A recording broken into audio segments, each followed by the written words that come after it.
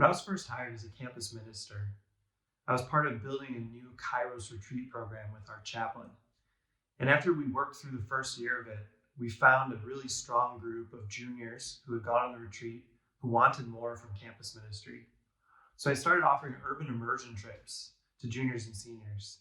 And the first trip was a great pilot project. We then offered a second overnight. We had a full van of students who were really interested and had a great time.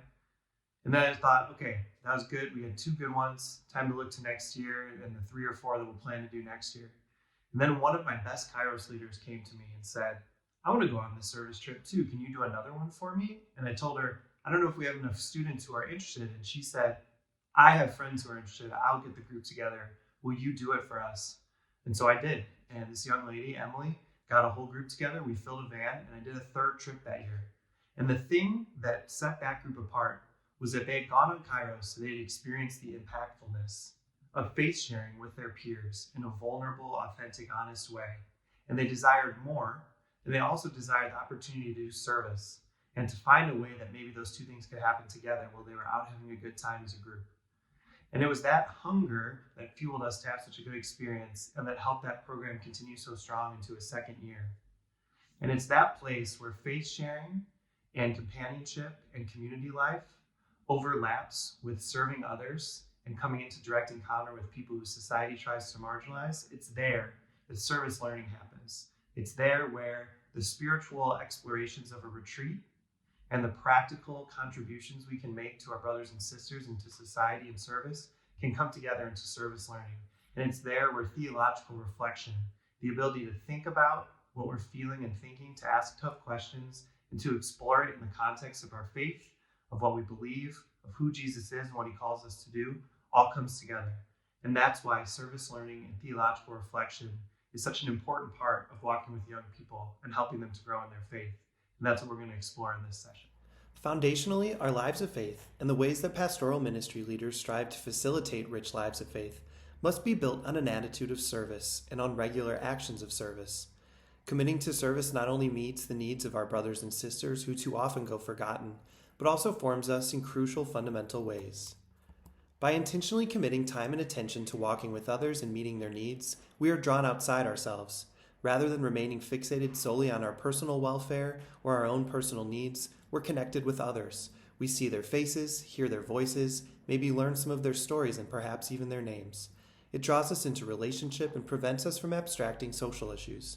Rather than thinking of inequities and injustices solely as academic concepts, we instead see the challenges that society faces as much more real and identify a charitable and just response. Serving others magnifies our interconnectedness and interdependence as sisters and brothers in our humanity and in God. Witnessing and uplifting this shared nature as children of God invites us to the natural response of loving action.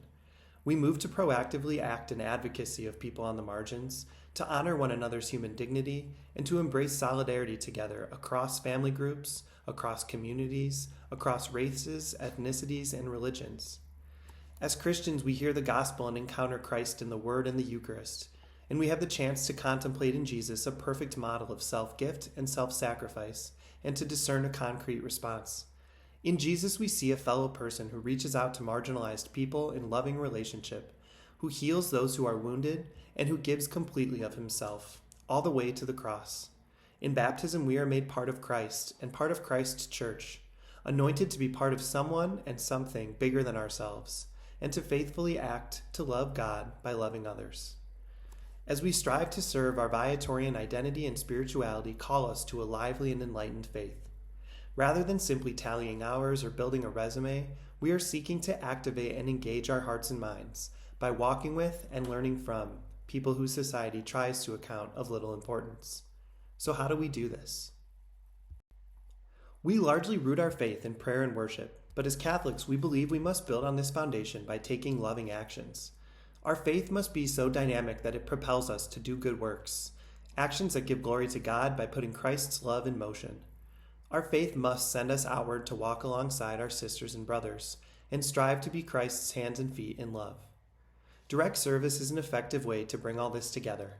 Our human minds crave tactile, concrete, and visual ways to understand invisible mysteries, such as God's love and mercy. Just as in sacraments with their sacramentals, such as in Eucharist with bread, wine, incense, and holy bells, to draw us into the truth of Christ's real presence. Service can be the way we immerse more actively and mindfully in God's love and action. Rather than simply reflecting in silence or solitude over these mysteries of love, we seek to experience them through relationship and realize the depth and breadth of God's love as it moves through others and through us in our world. What's more, young people, especially in the midst of ever-progressing technology, are constantly craving dynamic, interactive learning experiences, or need exposure to them in order to realize what they're missing. Youth often quickly grow impatient at long spells of lecture while they sit in desks and their eyelids grow heavy. Service learning is the polar opposite. It's that interactive activity that can engage us both in receiving things from others, those we serve, those who lead service orgs and service sites, and those who we serve with, as well as drawing actions out of our own hearts that engage us in rich ways. To do all this well, we must engage in theological reflection. This is a process by which we take time to personally reflect in prayer or journaling or quiet, and then engage in a period of faith sharing with others to discover all the ways God's love is moving in our experience. Theological reflection is how those who serve can make the leap from simply engaging in an interactive activity all the way up to reaching the fruits of a processed experience. Try thinking of it this way. What's the difference between the random breakfast you ate super fast a few days ago when you were running late and the best pancakes you've ever had in your entire life? In that random breakfast, you were just checking a box, getting some food in your stomach en route to a busy day. On the other hand, with those all-time great pancakes, you were appreciating the details of the fluffy texture, the flowing syrup, the melted butter, and all the perfect elements. For those that have seen the Disney Pixar movie Inside Out, it's the difference between the infinite shelves of pale memories in the archives of Riley's mind and the core memories that power the central islands at the heart of her mind and personality. Young people rack up a preponderance of life experience in teen and young adult years, from academics to school social life to their clubs and teams to all the family life in between. If service outings are not processed with intentionality, they fade away as just another piece of white noise, a nondescript drop in the bucket of their busy lives. If we engage young people in theological reflection, we can help them process these outings into meaningful, impactful experiences that can potentially form the way they think and see the world. If we don't make it a priority or let it fall by the wayside, service hours just become tally marks on a form or flimsy lines on a resume. It's up to pastoral leaders to prioritize this by helping young people work through the activity and build toward discerning a response of loving action. Bringing young people into direct service of others, especially people whose society has pushed to the margins, is a special opportunity for pastoral ministers. The service is usually a way to provide direct aid to someone who could really use it. But then the mutual encounter between a person too often ignored and a young person too often underestimated or misunderstood is a powerful reciprocal interaction. So it's meaningful for us to approach our ministry thoughtfully here as we try to facilitate this for young people. What gifts have you discerned to serve in these ways? In what ways do you need peers and youth to form you and guide you? How could you embrace humility and actively invite the Holy Spirit to fuel your work? Now would be a good time to pause for some reflection or discussion. When planning service experiences for young people, pastoral leaders have to be a bit practical, aiming for what's possible. Yet, it's instructive to consider the various possibilities as we engage in this consideration of theological reflection. A top-level experience for a young person would be forging and sustaining an independent connection with a local organization, perhaps one they're introduced to through youth or campus ministry, such that they could safely and responsibly serve as a regular volunteer who builds relationships with clients, site leaders, and other volunteers. If we can facilitate good service outings to local organizations, we can lay the groundwork for young people to have this possibility. An aspiration more within the direct control of a pastoral leader is a service learning immersion. An immersion is an outing that involves staying overnight away from home, such that participants immerse in the setting where they are serving and learning. A service learning immersion, whether an overnight, a weekend, or a week-long experience, is an opportunity for young people to enter into a more intensive experience together. It would combine direct service experiences, opportunities for individual reflection and journaling, prayer and sacraments, periods of communal faith sharing to engage in theological reflection, and a discernment of ways individuals and/or the group can respond to what they've witnessed while on the immersion. Plus, it could include a nice treat or leisure activity to keep everyone fresh. A good moderate goal for newer service programs or under-resourced teams and communities is to simply sustain regular, off-site, direct service outings. The aim should be to bring young people into direct encounter with people in need, such as serving people experiencing hunger at a soup kitchen or food pantry, or people experiencing homelessness at a shelter. These outings should include some sort of period, even if fairly brief, in which the group who has served can theologically reflect together afterward. When young people are brought to certain sites or organizations on a regular basis, it can create a literacy in them and lay the groundwork for them to build relationships with one another and with service site leaders that are based in service. A reasonable minimal requirement for any faith community, including elementary and middle schools and religious ed programs, is to engage in concrete acts of service on site. While collections and drives and local acts of service, such as setting up chairs or stuffing envelopes, are certainly helpful, they often lack a formative component. Try to identify a social need and then meet it in a way that can come with a collective action and an opportunity to reflect and learn. For example, collect the items for bag lunches for a local agency, but then hold a teaching session on how to make a proper nutritious lunch for a hungry person and educate participants as you demonstrate. Or collect hygiene items, but then also hold an assembly session where participants learn the most requested items and they get instructed on how to bundle them to pass them on to people in need. Any way that pastoral leaders can incorporate catechetical components, such as the corporal works of mercy, scripture passages, elements of Catholic social teaching, and more, can help take a simpler project and provide its participants with an added formative component. So how do we facilitate theological reflection? Journals are particularly handy here.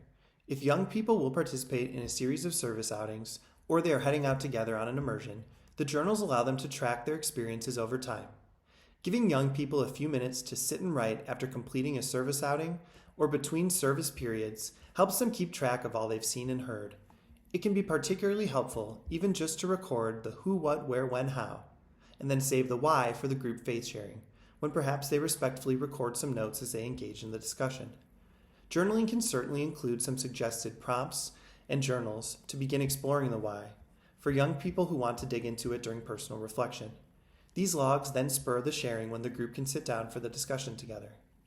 Set aside a proportional amount of time for the group to do this. For a 1-hour service trip, a brief discussion of 5 to 10 minutes can be sufficient, and it could even happen standing in the parking lot or in an informal space away from those who you have just served. For service trips of 2 to 3 hours, it's good to make time for a 20 to 30 minute discussion. For this length, it's good to find a more dedicated space where people can sit comfortably and listen to one another. When groups go out for a day of service, a longer discussion of half an hour to an hour in length is likely needed. This should be treated more like a small group discussion on retreat, where the group can have some privacy and comfort in order to more intensively engage. As far as group size, you likely have to work with whatever chaperone to youth ratio you safely have, and you may need to be flexible if other chaperones have not been formed to facilitate theological reflection. An ideal small group discussion has 6 to 8 people participating, maybe 10 at maximum, but it's better to try to do a faithful theological reflection as best you can, even if it means sticking together as one oversized group, than to decline to attempt it at all. No matter where or how you gather for reflection, offer the group a brief introduction to theological reflection, perhaps using some of the introductory points from this session, and guide them through a see, judge, act movement together. Here's a basic, quick reference version of what that looks like. Step 1, see. Going around the circle one person at a time, ask each person to describe briefly one interaction they had during the service outing, particularly the who, what, when, where details. You could simply ask, what's one interaction that you particularly noticed today? Step 2 is judge. First, drawing on everyone's input, ask what common threads people notice, particularly with respect to people's needs and lacks. You could simply ask, what do you notice about the people being served or the needs going unmet until people reach this site? The second part of judge is thinking both of people's interactions and their analytical observations. Ask students if they can connect today's experience to what we believe and what we stand for as Christians and Catholics. You could simply ask, how do Jesus, the gospel, and/or church tradition call us to respond? The third part is act. To close, invite students to share one way that their mindset, their perspective, or their thinking has evolved after the experience they've had, or one thing they desire to do in response. You could simply ask, how will you respond to this experience going forward? Pastoral ministry in the church comes with no shortage of challenges. In terms of programmatic efforts, building and sustaining a service program may be one of the hardest things out there. Between establishing relationships with service sites, recruiting and solidifying volunteers to fill trips, lining up chaperones, drivers, and transportation, considering various requirements or the criteria relating to applications, graduation expectations, or sacramental prep, there may not be much time left to make these actions into a real service learning process. I would imagine few of us doubt the impact, but many of us may doubt the feasibility as we look honestly at our resources and our morale. It can be helpful to step back from the abyss for a moment and allow ourselves some simpler reflection on smaller questions. Intentionality and strategic thinking in calmer moments can help us lay groundwork for ministry that feels doable, something we think we can get off the ground and then keep fueled in the air. What do you think your local community and its staff are capable of doing with respect to service by your young people? Do you think incorporating theological reflection into your young people's service experiences is feasible? Does the time needed make you sweat? Does learning and implementing the process stress you out? Does the basic movement of a see, judge, act reflection make sense? Does it feel or sound like something you've already used or participated in before? Now would be a good time to pause for some reflection or discussion. For times when you can conduct a more in-depth reflection process, let's break down each step with greater granularity and look more closely at how to utilize each step more carefully. C, step 1, is basically about having young people identify the basics of their experience. For this step, you can use the good old journalistic questions to have them spell out the who, what, where, and when of their service experience. A good way to focus this attention is to prompt them specifically to think about the interactions they had with people who came to be served. At this point, stick to objective details and save the why stuff until later, though those who start to engage in critical thinking shouldn't be discouraged. Pastorally and pedagogically, this is a good place to aim for a no opt-out approach. There are certainly situations in everyday life, especially for young people, when pressure and discomfort can lead people to clam up or shut down and choose not to engage with an opportunity. On the other hand, some situations are pretty accessible and can be managed more easily, especially if people present them appropriately. For the C step here, adopt this no opt-out mindset. Start with clear, simple directions like this. Thinking about the who, what, where, when of our service, share with us one interaction you had while serving today. We'll go one at a time, moving in order around the circle. The accessible structure and simple ask should keep things calm and minimize intimidation or doubt. As you reach each person's turn, invite them to share as you call them by name. Hopefully this approach will set a tone for the discussion of everyone making contributions and engaging in the process. After everyone has shared once, invite folks to offer additional anecdotes. If it hasn't come up, you could ask them what they noticed about clients' demographics, such as sex, race, ethnicity, religion, or age. You could ask what they noticed about clients' demeanor, disposition, body language, word choice, tone, attitude, and more. Try to gather together observations from the group to collectively build a rich portrait of the interpersonal encounters of the day. The judge step, step 2, is very much not about making value judgments relating to morality or ethics. Instead, we are inviting them to think critically, to consider what they've seen analytically, and then draw on their faith to try to synthesize these parts. A good place to start this step is with a social analysis of the situations they've observed a bit while serving. The initial question should point them to the historical, cultural, economic, political, or other factors that may have caused the needs that have prompted the clients to come for services. Here's a breakdown of a social analysis. First, historically, ask your young people what events, norms, or memories from previous years, decades, and generations, whether in the city, the region, or even the country, may still impact people today.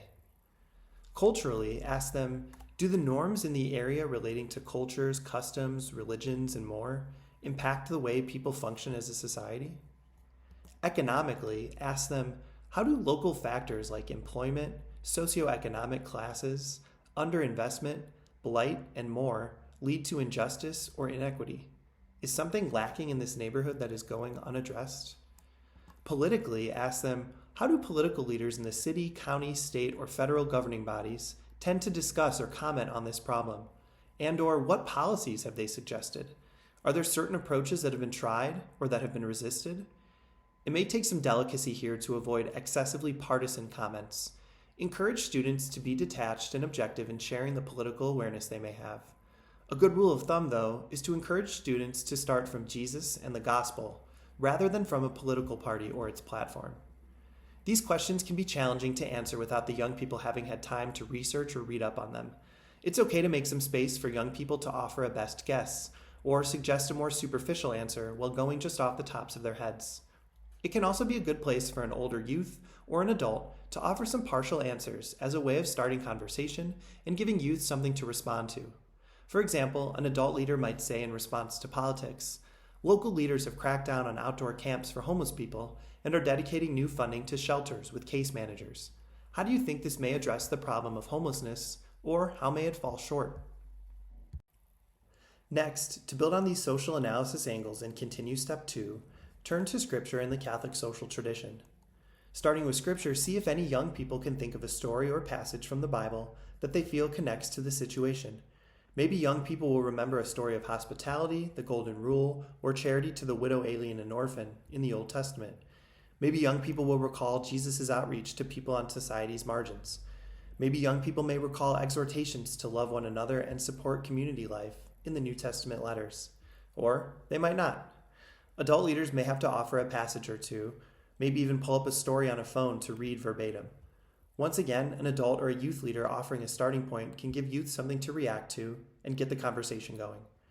Parables, for example, can be a rich and accessible place to turn, since they come from the gospel, have probably been heard at least once or more before, and can be engaged with on a literary, secular, or a practical level, as well as those willing to engage more spiritually in depth. Additionally, turn to Catholic social teaching.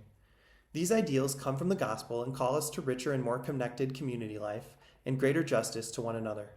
If young people haven't yet learned about CST, it could be a good place to pre-select one of the 7 major themes to highlight. You could offer a brief explanation of a theme, ask youth why they think it's important, and then discuss how they saw or struggled to see this value upheld in their service day. For example, you could briefly explain how solidarity is the call to be mindful of all people as if they were our very own sisters and brothers, and ask how this value could impact social justice. For those less familiar with CST and wanting more information for themselves in their personal spirituality or in their ministry leadership, or for their groups of young people, the Viatorians have a robust resource available to learn CST, and it includes discussion guides, podcast episodes, and a full website. Check out A Lively and Enlightened Faith, our series available online at bit.ly/ViatorianCST. Finally then, the ACT step is meant to assemble the whole puzzle. Think back to all the group has experienced and collected, synthesize the pieces of social analysis and spiritual reflection, and turn to action. This step is meant to answer the question, what is some way that each person or the group of young people can act in response to the poverty or injustice that they've witnessed? One instinct among young people might be to think big. They might be inclined to zoom out, think on a macro level, and start by identifying actions they'd advocate to elected officials and public agencies, to people leading schools or parishes, or to other powers that be. This is a natural instinct, and the discussion is definitely relevant.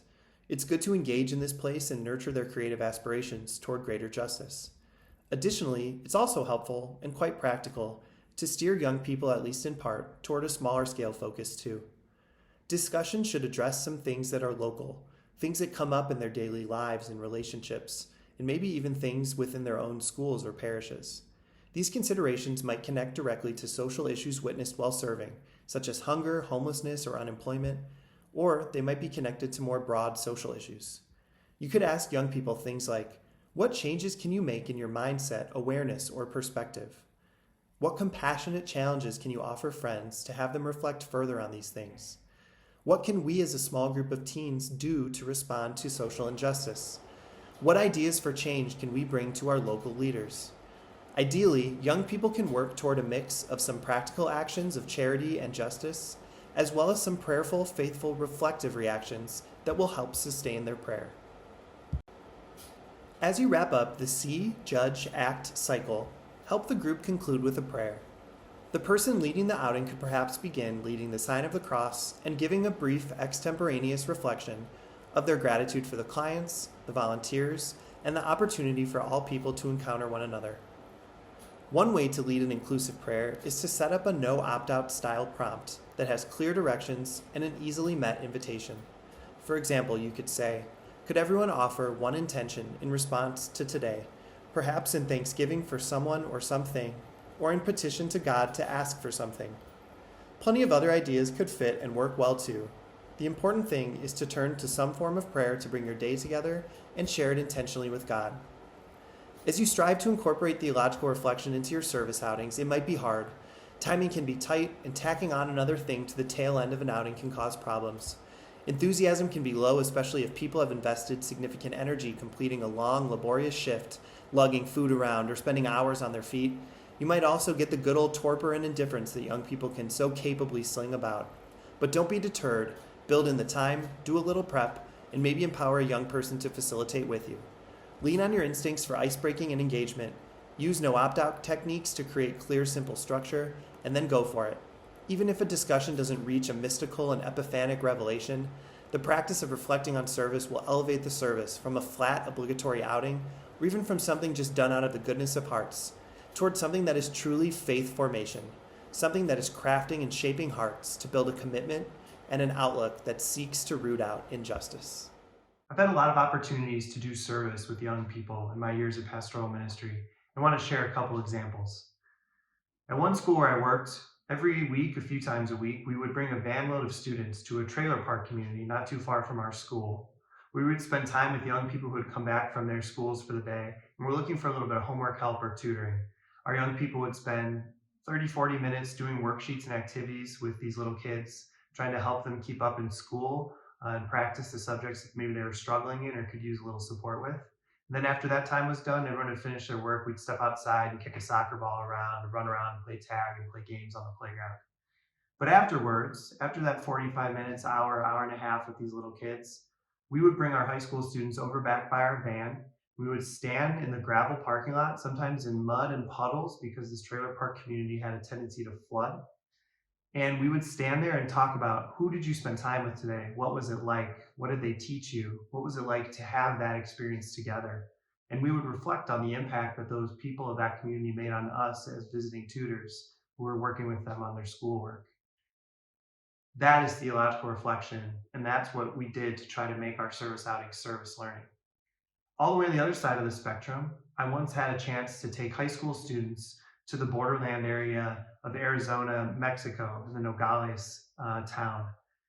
And we spent 5 days overnight staying and living in Nogales on the American side, visiting with humanitarian organizations, visiting a women's shelter for people in migration, visiting a dining room where meals were served, and trying to learn the realities of migration and transit for these people who are crossing the border, and for all the people attempting to serve them, all the things they faced, the problems they were trying to solve, the resistance they would meet. And over the course of that week, my high school students had to bring journals everywhere with them, record notes of what they were hearing and listening and thinking and feeling. At the end of every night, we would sit around our dinner table after we had cooked for one another and cleared the table and done the dishes. We would spend a few more minutes journaling, and then we would have open discussion, sharing our faith, asking the questions we were wondering from our experience that day, and trying to think through what the proper, just, and equitable things are that we should be doing with and for people in migration coming into this country. That was a week-long immersion, and that was how we did service learning when we had the time and space and intensity to really dig into it that way. And what I want to suggest to you today is that both that little gaggle in the parking lot on a daily service trip and those big, deep jam sessions at the end of a long day during a week-long immersion, both of those are important, and both of them constitute significant and impactful service learning that you can do with and for young people. If you think about the other areas of a young person's life, student athletes will sit down with their coaches and teammates and do a film session where they look at how a game went, what they did, what the other team did, and how they can improve for the next game. Musicians will record themselves singing or playing an instrument and then listen back to it to see how it sounds and figure out how they can play or sing better next time. Actors will put on their full costumes, have full technical support, and go through complete dress rehearsals of their plays and musicals. And then the directors and the production assistants will give them notes so that their next performance can be even stronger. Artists will put together portfolios of all the work they've done, bring it in front of people who can critique it, and decide how they can make their art even more beautiful and impactful the next time they do it. All of this is to say that our service becomes more impactful when we allow ourselves the chance to look at what we've experienced, examine the who, what, where, when, dig into the why, and then really think and pray and discuss our way to a response of how our mindset will change and evolve. Now we can act to bring greater charity and greater justice into society because of who we are and what we believe, not just as humans who are part of a human family, but also as Catholics who believe that we're all made in the image and likeness of God, and as Viatorians and Viatorian young people who consider the reality that society tries to account certain people of little importance, and to reject that reality and decide that we will walk closely with those people and try to figure out ways to root out those injustices and to do charitable works while we work our way toward that greater justice.